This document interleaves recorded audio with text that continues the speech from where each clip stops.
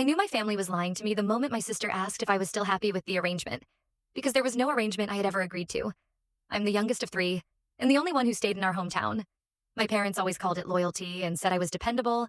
My siblings moved away for careers and families while I stayed because I worked remotely. And because my parents were getting older and needed help, at first it was small things like groceries and appointments, fixing things around the house. Nothing that felt unfair. Then slowly it became expected.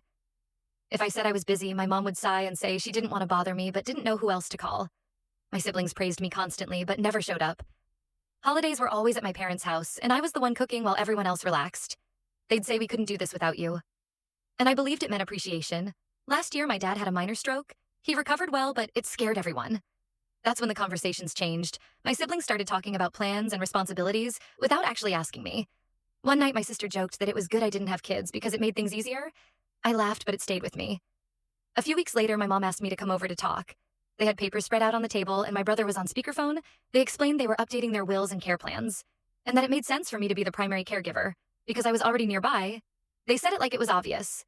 When I hesitated, my brother said it wasn't fair to expect them to uproot their families, and my sister said I was more patient. No one asked what I wanted. They just waited, and I nodded because I needed time. After that, I started paying attention.